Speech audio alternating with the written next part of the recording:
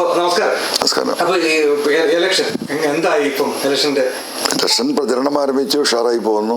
ഞങ്ങൾക്ക് MLA ആയിട്ട് ഉടനെ കാണാൻ പറ്റുമോ? തീർച്ചയായിട്ടും. ജനങ്ങളല്ലേ ഒരു ഭാഗത്ത് നിൽക്കുന്നത്. സ്വാഭാവികമായിട്ടും പൊതുജനത്തിന്റെ, സാധാ ജനത്തിന്റെ പിന്തുണയാണല്ലോ എനിക്കുള്ളത്. അവരെയാണ് രണ്ട് മുന്നണികളും എഴുതിത്തള്ളിയത്. ആ നിലക്ക് സ്വാഭാവികമായിട്ടും ജനങ്ങളുടെ പിന്തുണ ഉണ്ടാവും.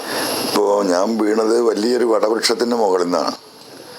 അങ്ങനെ ഒരാൾ വലിയൊരു വടവൃക്ഷത്തിന്റെ വലിയ ഹൈറ്റിൽ നിന്ന് താഴേക്ക് വീഴുമ്പോൾ കിട്ടുന്ന എല്ലാ ശിഖരങ്ങളും പിടിക്കാൻ നോക്കും. താഴെ വീണ് മരിക്കാൻ പറ്റില്ലല്ലോ. അത്ര കണ്ടാൽ മതി ആ കാര്യത്തേക്ക്.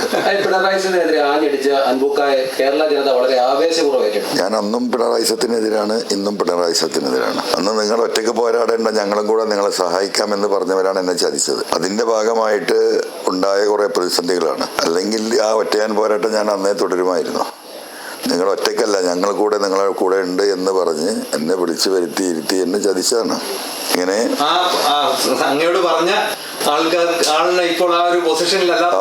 ആളുകൾക്കൊന്നും ഒരു മാറ്റം വന്നിട്ടില്ല. ഞാൻ പറഞ്ഞതിനേക്കാളും ശക്തമാണ് ഇപ്പോൾ ആളുകളുടെ വികാരം ആ വിഷയത്തിൽ. പിണറായി അടിക്കടി അതിന്റെ റേഞ്ച് കൂടി വരികയാണ്. ഞാൻ ഈ പറഞ്ഞു തുടങ്ങുന്ന സമയത്ത് ഈ ആശാവർക്കന്മാരുടെ സമരമൊന്നും ഇവിടെ ഉണ്ടായിട്ടില്ല.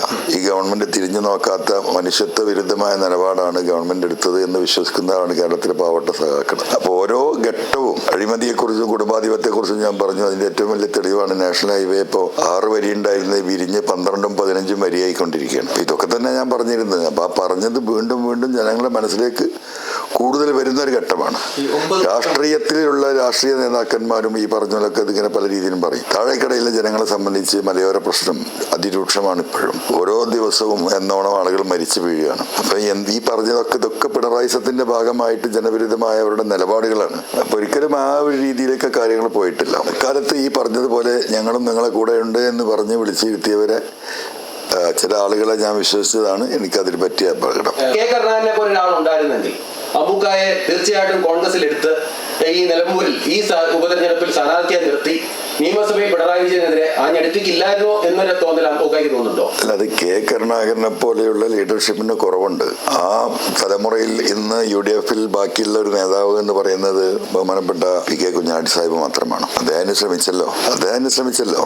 സ്വാഭാവികമായിട്ടും അനുഭവ സമ്പത്തുള്ളവർ UDF-ന്റെ ലീഡർഷിപ്പിലുള്ളവർ അവരെ ഈ പുതുതലമുറ ഹൈജാക്ക് ചെയ്ത് പോയി. കെ കരുണാകരനെ പോലെ ഉണ്ടായിരുന്ന ഒരു രാഷ്ട്രീയ കാഴ്ചപ്പാടും വിദൂര കാഴ്ചപ്പാടും ഉണ്ടായിരുന്ന ലീഡർഷിപ്പ് ഉണ്ടായിരുന്നെങ്കിൽ ഒരിക്കലും ഇങ്ങനെ സംഭവിക്കില്ല. അപ്പൊ അതിന് പരിശ്രമിച്ച നേതൃത്വം മുസ്ലിം ലീഗാണ്. പിന്നെ അനുഭവ സമ്പത്തുള്ള ഒരു വ്യക്തി എന്ന് പറയുന്ന ഒരു കോൺഗ്രസിൽ ഏറ്റവും കൂടുതൽ സമ്പത്തുള്ളത് കെ സുധാകരനാണ്. അദ്ദേഹം അങ്ങേയറ്റം അതിന് പരിശ്രമിച്ചതാണ്. അത് നിങ്ങൾക്ക് അങ്ങനെ അനലൈസ് ചെയ്ത് കാണാൻ പറ്റും. ഇപ്പൊ ചക്ക ഇട്ടപ്പോ മുയല് കിട്ടിയ ചില ആളുകളുണ്ട്. അപ്പൊ എന്ന് ചക്ക മുയല് കിട്ടുമെന്ന ധാരണയിൽ അവരങ്ങനെ എന്താ പറയാ വിഹരിക്കുകയാണ്. അത് കേരള രാഷ്ട്രീയത്തിൽ വലിയ പ്രത്യാഘാതങ്ങൾ ഉണ്ടാക്കാൻ പോവുകയാണ്. അതുകൊണ്ടാണ് VD സതീശനെ പ്രതിപക്ഷ സ്ഥാനത്തിരുത്തിയാൽ ഞാൻ അതിലേക്ക് ഇല്ല എന്ന് ഞാൻ പറഞ്ഞതിന്റെ കാരണം. ഇതിലും വലിയ ദുരന്തത്തിലേക്ക് UDF-നെ നയിക്കാൻ ഈ പറയുന്ന വ്യക്തിക്ക് സാധിക്കുകയുള്ളൂ. അത് കേരളം തിരിച്ചറിയുന്നുണ്ട്. ഈ VSJ പോലുള്ള ചെറുപ്പക്കാരനെ അമ്പൂക്കയാണ് കേരളത്തിൽ അവതരിപ്പിച്ചത് ഞങ്ങൾ മനസ്സിലാക്കുന്നു. VSJ ആദ്യം രാജിവെച്ചിറങ്ങുമ്പോൾ കഴിഞ്ഞ VSJ സ്ഥാനാർത്ഥിയാക്കാണ് വളരെ നല്ലതാണെന്ന് പറഞ്ഞു. അപ്പൊ അതിനെപ്പറ്റി എങ്ങനെയാണ് അമ്പൂക്ക വിലയിരുത്തുന്നത്? ഞാൻ VS ജോയി എന്ന വ്യക്തിയെ കുറിച്ചല്ല പറഞ്ഞത്. എനിക്ക് വേണമെങ്കിൽ രാജിവെക്കുമ്പോൾ ജനങ്ങളുടെ പിന്തുണയോട് കൂടി ഞാൻ നിലമ്പൂരിൽ വീണ്ടും മത്സരിച്ച് പിണറായി സത്തെ നേരിടുമെന്ന് പറഞ്ഞാൽ ഞാനിപ്പോൾ ഇന്ന് സ്ഥാനാർത്ഥിയായി എന്നെ എതിർത്ത ഈ നേതാക്കന്മാരൊക്കെ ഇപ്പൊ ഈ നിലമ്പൂർ മണ്ഡലത്തിൽ എനിക്ക് വേണ്ടി വോട്ട് പിടിക്കുന്നുണ്ടാവും. പക്ഷെ ഞാൻ ചെയ്തത് എന്താ വെച്ചാൽ ഈ മേഖലയിൽ അനുഭവിക്കുന്ന കുടിയേറ്റക്കാരനുഭവിക്കുന്ന കർഷകരനുഭവിക്കുന്ന വിഷയങ്ങൾ എനിക്ക് വ്യക്തിപരമായി അറിയുന്നതുകൊണ്ട് തീർച്ചയായിട്ടും ഈ വയനാട് പാർലമെന്റ് മണ്ഡലത്തിൽ അങ്ങനെ ഒരു റെപ്രസെന്റേഷൻ ഇല്ല കുടിയേറ്റക്കാരുടെ വിഭാഗത്തിൽ നിന്ന്. പിന്നെ അദ്ദേഹം DCC പ്രസിഡന്റാണ്, മോശക്കാരനൊന്നുമല്ലല്ലോ. കുടിയേറ്റ മേഖലയിൽ നിന്ന് കർഷകരുടെ വിഷയങ്ങൾ അവിടെ ജനിച്ചു വളർന്ന് ആ രക്തം അവരുടെ ശരീരത്തിൽ ഓടുന്നവർക്ക് ഈ വേദന അറിയുള്ളൂ. ആ നിലക്കാണ് ഞാൻ സത്യത്തിൽ അത് പറഞ്ഞത്. പക്ഷെ അത് മുഖവിലക്കെടുത്തില്ല.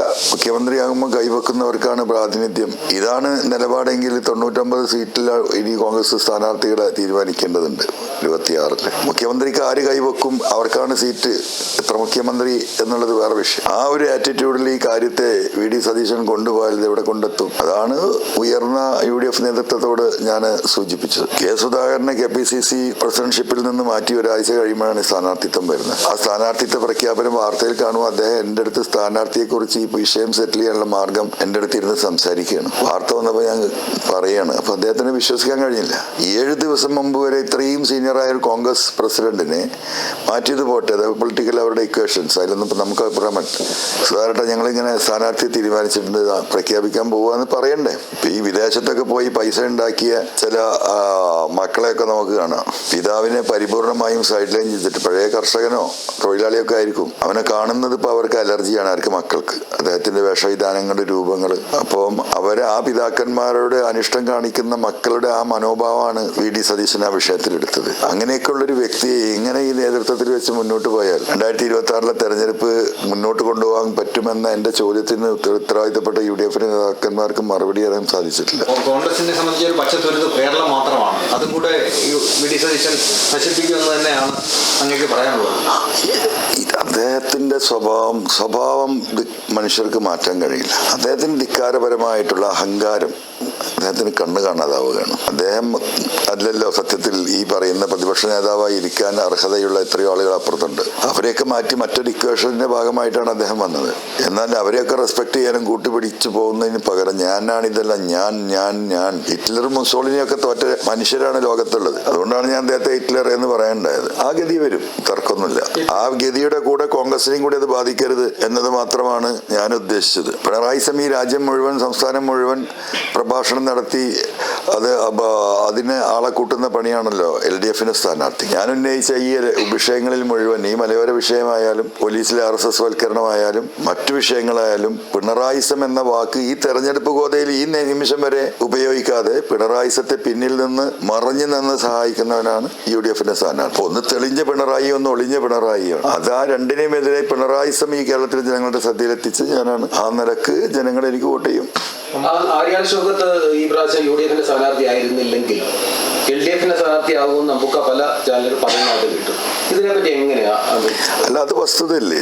അതിപ്പോ അദ്ദേഹവുമായി ബന്ധപ്പെട്ട ആളുകൾക്ക് മുഴുവൻ അറിയാം. അതുകൊണ്ടാണല്ലോ പിണറായിസത്തെ കുറിച്ച് അദ്ദേഹം പറയാതെ വന്നത്. ഇല്ലെങ്കിൽ രാഷ്ട്രീയ എതിരാളിയെ കുറിച്ച് പറയാൻ എന്തിനാ മടിക്കുന്നത്? അപ്പോൾ സ്വാഭാവികമായിട്ടും ആ ഒരു ഇക്വേഷൻ അതിൻ്റെ അകത്ത് വർക്ക് ചെയ്യുന്നുണ്ട്. ലാവ്ലിൻ കേസിൽ ആര്യാടനാണ് ഇദ്ദേഹത്തെ സഹായിക്കുന്ന നിലപാടെടുത്തത്. അപ്പൊ പിണറായിക്കെതിരെ പറയാൻ വ്യക്തിപരമായിട്ടുള്ള ബുദ്ധിമുട്ട് അദ്ദേഹത്തിന് ഉണ്ടാകുമായിരിക്കാം. ഇതൊക്കെ വസ്തുതയാണ്. ഇതൊക്കെ വലിയ ചർച്ച നടന്നതല്ലേ അന്ന് ലാവ്ലിൻ കേസുമായി ബന്ധപ്പെട്ട് ഇന്നത്തെ വൈദ്യുത മന്ത്രിയുടെ സ്റ്റേറ്റ്മെന്റ്.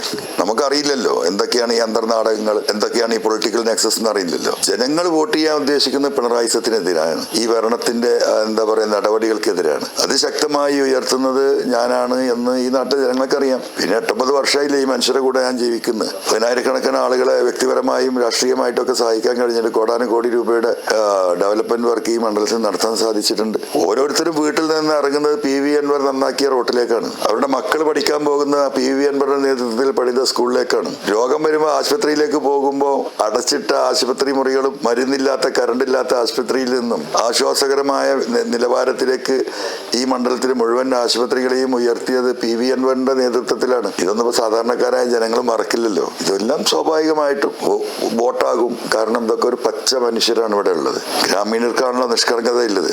ആ നിഷ്കളങ്കരായ ജനത്തിന്റെ വോട്ട് എനിക്കുണ്ടാവും. കഴിഞ്ഞ ദിവസം ഞങ്ങളൊരു കോളനിയിൽ പോയി. അവിടെ ഈ ചോരൽമലയിൽ നിന്ന് ഒഴുകി വന്ന ബോഡിയൊക്കെ എടുത്ത് മാറ്റിയ 4-5 ചെറുപ്പക്കാരെ ഞങ്ങൾ അവരെ ഇന്റർവ്യൂ ചെയ്തു. അവരെ ഒന്നും തിരിഞ്ഞുപോലും നോക്കിയിട്ടില്ലാത്തൊരവസ്ഥയുണ്ട്. സാറ് വന്നതിന് ശേഷമാണ് അതുണ്ടായെന്ന് പറഞ്ഞത്. അല്ല, അങ്ങനെ പലതും അത് അഭിമാനമല്ല, അതെന്റെ ഡ്യൂട്ടി അല്ലേ. മത്സരിക്കുകയാണ് ഈ തെരഞ്ഞെടുപ്പില്. ഈ എത്രമാത്രം ആത്മവിശ്വാസം ഉണ്ട്? 1000% ജയിച്ചു കയറും. ഇവിടെ ജനവും ജനവിരുദ്ധരും തമ്മിലുള്ള പോരാട്ടമാണ്. അതിൽ ജനത്തിനെയാണ് ഞാൻ റെപ്രസെന്റ് ചെയ്യുന്നത്. നിയമസഭയിൽ ഉയരേണ്ട ഒരു ശബ്ദമാണ് അങ്ങയുടേത്. ആ ശബ്ദം നിയമസഭയിൽ എത്തട്ടെ എന്ന് ആശംസിക്കുകയാണ്. അങ്ങനെ തന്നെ ആവട്ടെ. കൂടുതൽ വാർത്തകളും വിശേഷങ്ങളും നിങ്ങൾക്ക് ലഭിക്കാൻ കേരളീയം ന്യൂസ് സബ്സ്ക്രൈബ് ചെയ്യുക. കൂടെ ബെൽ ബട്ടണും അമർത്തുക.